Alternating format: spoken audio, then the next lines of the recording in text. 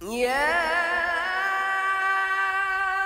أيها الذين آمنوا كتب عليكم الصيام আসসালামু আলাইকুম রহমতুল্লাহি ওবরাকাতুহ। আলহামদুলিল্লাহ ওয়াহদা ওয়াসসালাতু ওয়াসসালামু আলা মান লা নাবিয়্যা আম্মা বা'দ। সম্মানিত দর্শকবৃন্দ, আজকের বিষয় নিয়ে আলোচনা করব আজানের জবাব দেওয়া এবং আজানের শেষে দোয়া পড়ার কি ফজিলত রয়েছে সে সম্পর্কে। রাসূলুল্লাহ সাল্লাল্লাহু আলাইহি সাল্লাম বলছেন, মান সামিআন নিদা, যে ব্যক্তি আজান শুনল অথবা আজানের শোনার পরে এই দোয়াটা পড়ল, আল্লাহুম্মা রব্বা হাদিহি দাওয়াতি তাম্মা ওয়াস সালাতিল কাইমা আতি মুহাম্মাদানিল ওয়াসিলাতা ওয়াল ফাযিলা ওয়াবআথহু মাকামান মাহমুদান আল্লাযী ওয়া'আদতা হাল্লাত লাহু শাফাআতি। আল্লাহ রাসূল বলছেন, তার জন্য আমার শাফায়েত ইয়াউমাল কিয়ামতের দিন ওয়াজিব হয়ে গেল। সুবহানাল্লাহ। দেখুন, আজানের পরে কয়েকটা সেকেন্ড লাগে এই দোয়াটা পড়তে, কিন্তু আমরা যদি মনোযোগ দিয়ে আজান শোনার পরে এই দোয়াটা পড়ি, তাহলে আমরা রাসূলুল্লাহ সাল্লাল্লাহু আলাইহি সাল্লামের যে সুপারিশ কাল কিয়ামতে, তার জন্য যে খাস, এই সুপারিশটা আমরা অর্জন করতে পারবো। তার কারণ সুপারিশ ছাড়া কেউ আমরা জান্নাতে যেতে পারবো না, আর কিয়ামতের ভয়াবহ থেকে উদ্ধার পাওয়া সম্ভব নয়। রাসূলুল্লাহ সাল্লাল্লাহু আলাইহি ওয়াসাল্লাম আরেকটা হাদিসে বলেন, যখন মুয়াজ্জিন বলে, ইদা কাল আল মুয়াজ্জিনু আল্লাহু আকবার আল্লাহু আকবার, তারপরে শ্রোতা বলল আল্লাহু আকবার আল্লাহু আকবার, তারপর মুয়াজ্জিন বলল আশহাদু আল্লা ইলাহা ইল্লাল্লাহ, সেও বলল আশহাদু আল্লা ইলাহা ইল্লাল্লাহ। মুয়াজ্জিন বলল আশহাদু আন্না মুহাম্মাদুর রাসূলুল্লাহ, সে বলল আশহাদু আন্না মুহাম্মাদুর রাসূলুল্লাহ।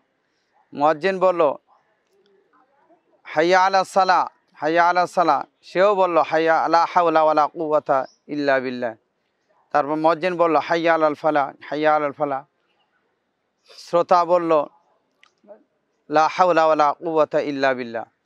তারপর মুয়াজ্জিন বলল আল্লাহু আকবার আল্লাহু আকবার, সেও বলল আল্লাহু আকবার আল্লাহু আকবার। তারপর মুয়াজ্জিন বলল লা ইলাহা ইল্লাল্লাহ, আর শ্রোতাও বলল লা ইলাহা ইল্লাল্লাহ।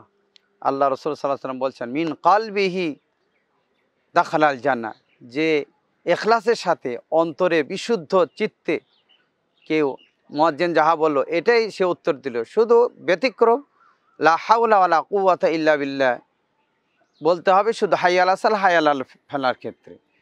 অথচ আমরা দেখতে পাই যে আশহাদু আন্না মুহাম্মাদুর রাসূলুল্লাহ সাল্লাল্লাহু আলাইহি ওয়াসাল্লাম যখন বলা হয় আশহাদু আন্না মুহাম্মাদুর রাসূলুল্লাহ, তখন অনেকে সাল্লাল্লাহু আলাইহি ওয়াসাল্লাম বলেন, আশহাদু আন্না মুহাম্মাদুর রাসূলুল্লাহ বলেন না। অথচ আল্লাহ রসুলের এই হাদিসটা আমরা বুঝতে পারি আশহাদু আন্না মুহাম্মাদুর রাসূলুল্লাহ ক্ষেত্রেও আশহাদু আন্না মুহাম্মাদুর রাসূলুল্লাহ বলতে হবে। আল্লাহ রসুল বলছেন, কেউ যদি অন্তর নিয়ে মুয়াজ্জিন যাহা বলল ওটাই বলিল, তাহলে দাখালাল জান্নাহ, সে জান্নাতে প্রবেশ করবে। সুবহানাল্লাহ। একটা মুয়াজ্জিন আজান দেয় 2 মিনিট খুব ঊর্ধ্বে সময় লাগে, তাহলে মুয়াজ্জিনের সাথে আমি যদি তার জবাব দিই, তাহলে অন্তর থেকে বিশুদ্ধ চিত্তে যদি আমি বলি, তাহলে আল্লাহ রাব্বুল আলামিন তাকে জান্নাতে প্রবেশ করাবেন।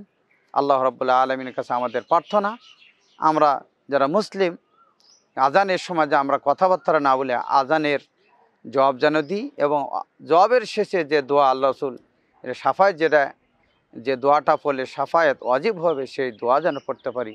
আবার আমরা সেই দোয়াটা পড়ি, আল্লাহুম্মা রব্বা হাদিহি দাওয়াতি তাম্মা ওয়াস সালাতিল কাইমা আতি মুহাম্মাদানিল ওয়াসিলাতা ওয়াল ফাযিলা ওয়াবআসহু মাকামান মাহমুদান আল্লাযী ওয়া'আদতা। আল্লাহ রাব্বুল আলামিন আমাদের এই দোয়াটা মুখস্থ করার তৌফিক দান করুন। ওয়া আখিরু দাওয়ানা আনিল হামদুলিল্লাহি রাব্বিল আলামিন। আসসালামু আলাইকুম ওয়া রাহমাতুল্লাহি ওয়া বারাকাতুহু।